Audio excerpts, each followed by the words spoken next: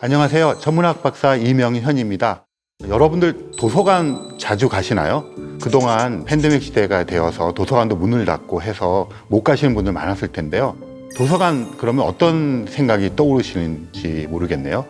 저는 도서관이라고 하면 굉장히 여러 추억들이 있어요. 제가 초등학교 때 학교에 작은 도서관이 있었는데 그 도서관에 들어갈 때마다 마음속으로 결심했던 게 내가 졸업할 때까지 이 도서관의 책을 모두 다 읽고 졸업하겠다. 이런 생각을 가지고 한쪽 끝에서부터 다른 쪽 끝까지를 읽기 시작했던 적이 있다가 어느 순간인가 포기를 했어요. 세상에 책은 너무 많고 저도 나름대로 어릴 때 제 삶이 있지 않겠습니까? 그래서 다른 일도 하고 그랬던 기억이 납니다. 그런데 오늘 제가 말씀드리려고 하는 이분의 이 책도 도서관과 아주 밀접한 관계를 맺고 있습니다. 칼 세이건이라고 하는 천문학자가 있는데요. 그분이 쓴 코스모스라는 책이 있습니다.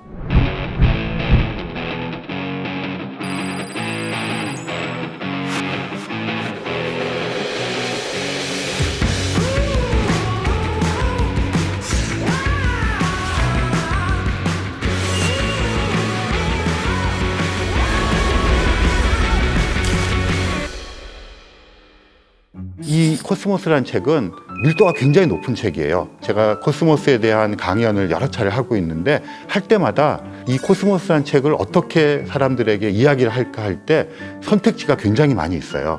천문학적으로 선택할 수도 있고 다른 선택지도 있는데 오늘은 이 도서관이라는 주제를 가지고 코스모스 책 얘기를 해보도록 하겠습니다.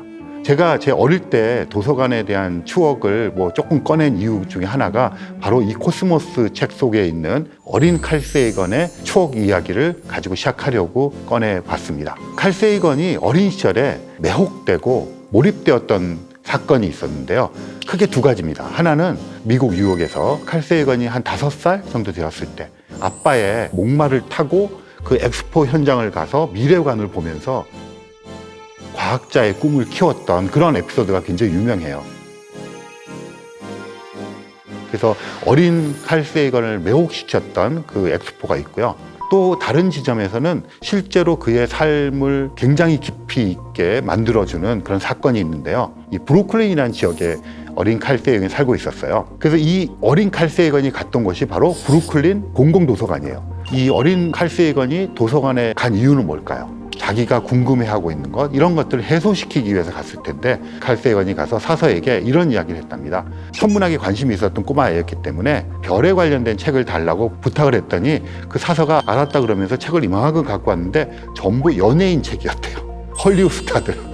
그런 책들만 갖고 와서 그게 아니라는 것을 이제 설명을 했답니다. 자기가 그런 게 아니라 하늘에 떠 있는 저런 천체들에 대한 책. 그랬더니 이제 사서가 알아듣고 기특하다 그러면서 천문학 책을 가져왔다고 하죠.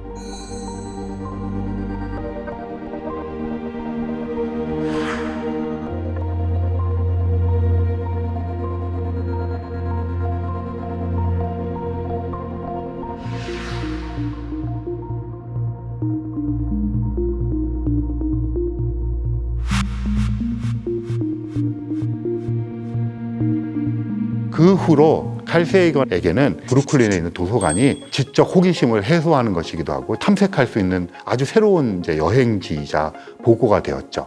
그래서 저는 그 코스모스 책에 나오는 바로 이 장면, 칼 세이건이 브루클린 도서관에 가서 책이라고 하는 아카이브 되어 있는 것을 만나게 된 그 순간이 우리가 알고 있는 칼 세이건으로 거듭나고 발전해 나갈 수 있는 좋은 만남이라고 생각을 합니다. 그런데 이 코스모스 책에는 도서관에 대한 이야기가 여기만 나오는 것이 아니고요. 굉장히 많이 나오는데요. 알렉산드리아 도서관이라고 하는 곳에 여러 페이지에 걸쳐서 이야기가 나옵니다.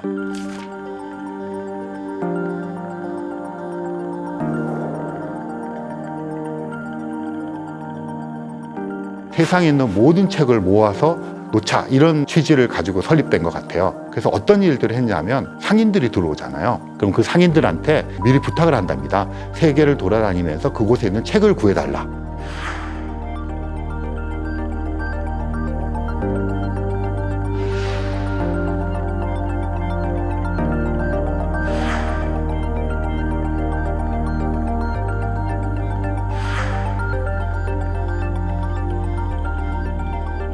그분들로 하여금 세상의 모든 지식들을 가져오게 하고 그렇게 모은 것들을 분류하고 연구를 하고 또 새로운 것을 창작해내고 이런 모든 것들이 알렉산드리아 도서관에 몰려 있었답니다.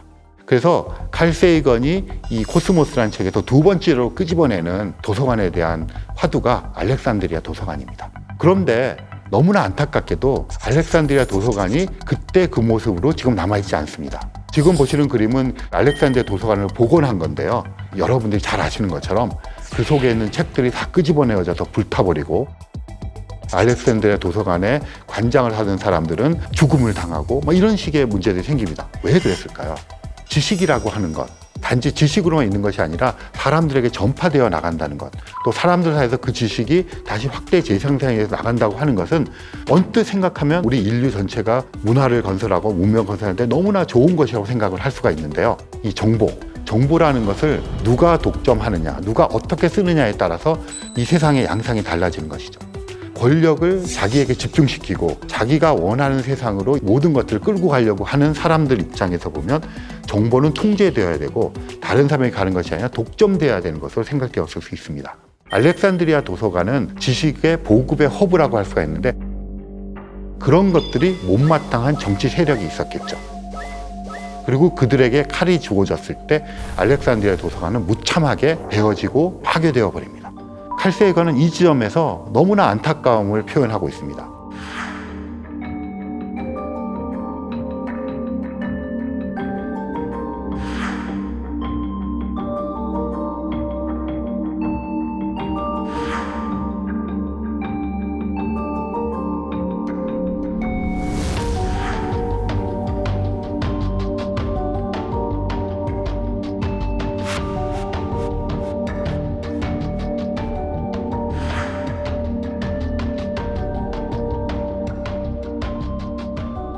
그럼에도 불구하고 인류가 그런 도서관을 한 시절 건설을 했고 향유했었다고 하는 그런 역사적인 사실 있다고 하는 그 자체가 굉장히 중요하다고 칼 세이건은 역설을 합니다. 왜냐하면 우리가 가끔씩은 지금 21세기를 살아가고 있지만 도대체 내가 진짜 21세기를 살아가는 게 맞아? 하고 좌절하고 스스로 뒷걸음질 치고 이런 경우가 많지 않습니까? 역사에서의 등락은 있었지만 알렉산드리아의 도서관이라고 하는 멋진 증거가 있는 거잖아요. 우리가 자신감이 없어졌을 때 우리는 해냈던 호모 사피엔스의 후손이라고 하는 것이죠. 그런 의미에서 이 알렉산드리아 도서관에 대한 감정은 양가적이지만 칼 세이건은 그래도 희망의 방점을 찍었던 것 같습니다. 저는 이 앞에 어린 시절의 도서관에 대한 꿈, 그리고 어쩌면 그가 꿈꿨던 것이 이미 실현되었던 알렉산드리아 도서관이라고 하는 화두를 칼 세이건에 던지는데 정말 하고 싶었던 이야기는 이게 아닐까 싶습니다. 지금 보시는 것은 The Strange Case of the Missing Hero라고 하는 홀비라는 사람의 SF 작품인데요. 이 작품 속에서 은하대백과사전이라고 하는 개념이 처음 나온 것으로 알려져 있습니다. 은하대백과사전은 뭐냐면요, 은하니까 우주에 있는 백과사전 이런 뜻입니다. 말하자면 지구상에 있는 도서관은 지구인들의 어떤 지혜와 지식의 총체의 합이지 않습니까? 그렇다면 우리는 우주 속에 있는 작은 행성인 지구에 살고 있는데 이 세상에는 수많은 별들이 있고 그 수많은 별들 주위를 돌고 있는 행성들이 있고 거기에는 아마도 우리같이 지적인 능력을 가지고 문명을 건설하고 문화를 향유하는 그런 지적 생명체가 있을 것이라고 생각할 수가 있겠죠. 그런 그들이 우리보다 많이 발전했다면 도서관을 건설을 자기네 행성에 한 것을 넘어서서 우주 도서관을 건설했을 것이 있고요. 그런 도서관에 접근할 수 있는 능력을 갖춘 다른 외계인들이 와서 그들의 지혜를 나눠 갖기를 바라는 그런 아카이브가 있을 것이라고 상상해 볼 수 있고요. 그런 상상의 출발점에 이런 SF 작품이 있었답니다. 그런데 이분만 한 것이 아니고요. 여러분이 아마 잘 아시는 은하계를 여행하는 히치하이커의 가이드 파운데이션이라고 하는 이 대작이죠. 이런 소설에도 은하대백과사전이 굉장히 비중 있게 등장을 합니다. 이렇게 나오던 것들을 칼 세이건이 코스모스란 책의 12번째 챕터에 은하대백과사전을 배치를 합니다. 어떤 이야기냐면요, 우리가 집단 지성을 만들었고 그것을 위해서 문명과 문화를 건설했고 그걸 우리가 누리고 있는데, 그렇다면 이 지점에서 칼 세이건은 모험을 떠나자고 이야기합니다. 그 모험은 우주 여행인데요, 우주 속에 우리만 있지 않을 거라고 하는 희망, 바람, 이런 것들을 바탕으로 생각을 해본 거죠. 그래서 이 우주 어딘가에 있을 외계인들을 찾아가 보자.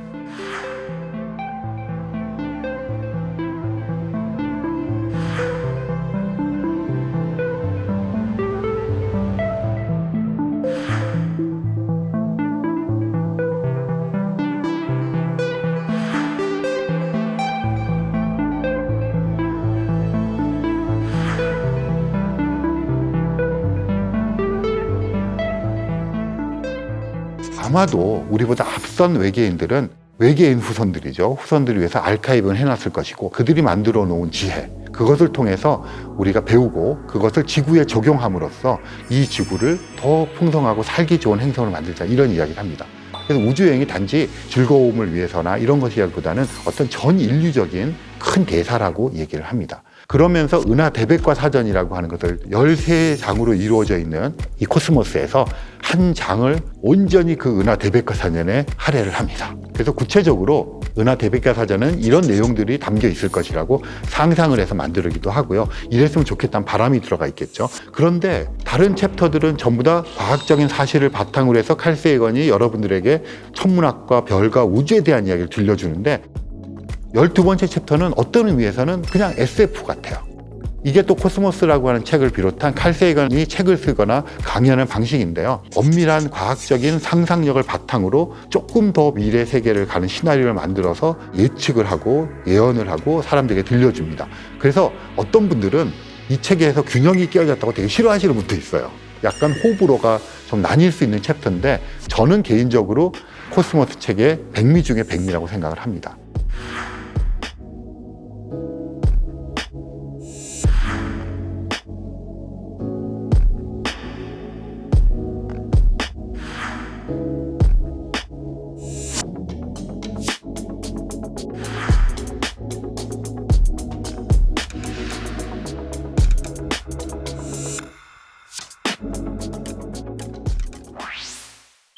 그런데 우리는 여전히 아직 은하대백과 사전을 찾아 나갈 만큼 성숙된 문명이 아니에요. 이제 막 로켓을 쏴서 사람을 싣고 달에 가본 정도고요. 명왕성 근처의 궤도를 넘어가는 탐사선을 쏴본 정도고요. 그 정도입니다. 칼 세이건은 이 지점에서 가만히 있지 말고 우리가 할 수 있는 일을 하자고 이야기를 합니다.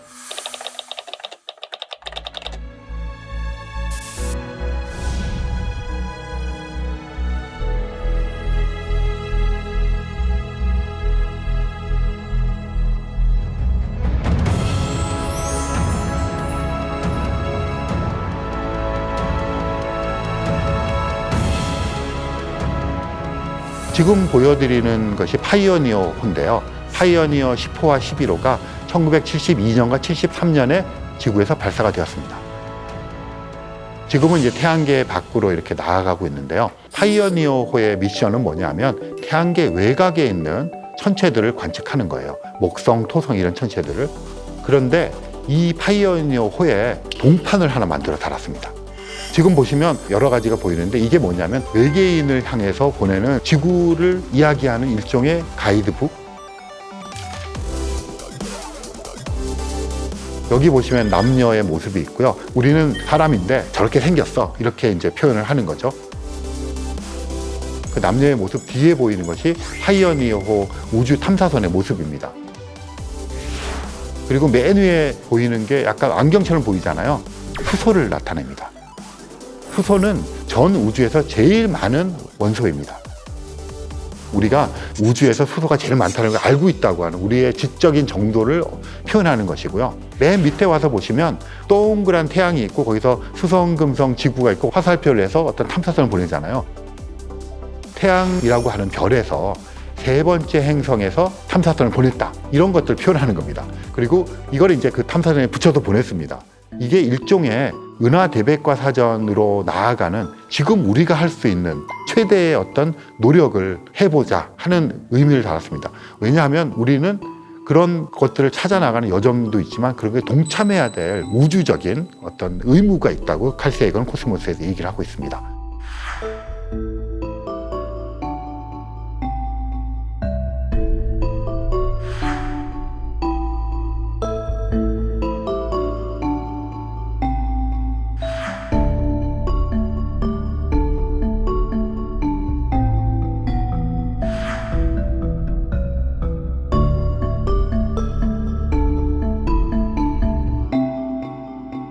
그럼 도대체 어떻게 이게 태양이라는 별에서 왔는지 알 수 있을까? 그래서 여기 지금 방사선처럼 나아가고 있는 거 있잖아요. 저게 바로 우주의 지도입니다. 가운데가 우리의 위치고요. 쭉쭉쭉 방향으로 나가 있는 것들은 어떤 천체까지의 상대적인 거리와 위치를 나타냅니다. 저 상대적인 위치와 거리를 나타내는 천체의 이름이 펄사라는 천체인데요. 태양보다 조금 더 무거운 별들이 일생을 다 살고 죽으면 펄사라는 별입니다. 중성자 별인데요. 그 중성자 별 중에 회전을 빨리 하는 별이 펄사입니다. 1초마다 빛이 깜빡깜빡해요. 마치 등대처럼. 지구에서 볼 때 저렇다는 얘기죠. 굉장히 신기하지 않겠습니까? 그런 것들이 있는 방향과 위치를 나타냈어요. 그런데 외계인이 저걸 받아왔어요. 그럼 외계인들은 이제 똑똑할 테니까, 우리가 발전이 됐다고 치면 그들이 자기네 하늘에서 저렇게 안 보이겠죠. 지구에서 저렇게 보이니까, 그렇다면 저렇게 보이는 하늘의 위치로 좌표 변환을 하면 저게 바로 태양이란 별이구나 하는 걸 알아차리라는 거죠. 네, 그래서 요 동판이 외계인에게 보내는 신호이기도 하고, 어떻게 생각하면 은하 대백과 사전에 우리가 들어가고 싶어요라고 하는 우리들의 메시지이기도 합니다. 이런 노력들을 계속 하고 있는데요. 지금 보시는 거는 1974년 11월 달에 아레시보 전파 망원경에서 발사한 지구를 대표하는 비슷한 식의 메시지입니다.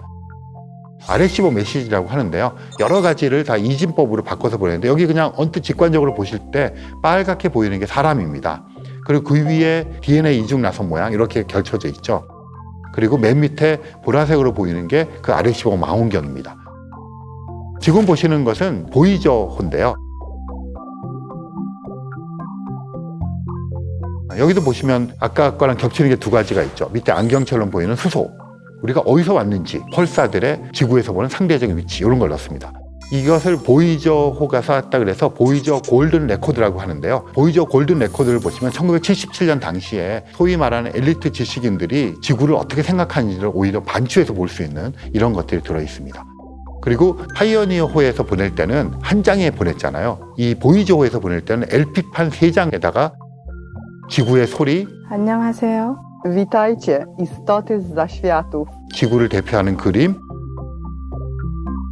지구를 대표하는 음악, 이런 것들 다 담아서 보냈습니다. 그리고 칼 세이건이 이 프로젝트의 총책임 담당자를 하기도 했습니다. 이런 식으로 지구의 모습을 담아서 우주로 보내는 노력을 계속하자고 하는 것이 칼 세이건의 주장이었고, 아까 파이오니어 프로젝트라든가 이 아레시보 프로젝트를 칼 세이건이 주도적으로 이끌어 나가게 됩니다. 지금까지 제가 코스모스라는 책에 들어있는 도서관이랑 화두를 가지고 여러 가지 얘기를 하고 은하 대백과 사전까지 한번 나가봤는데요.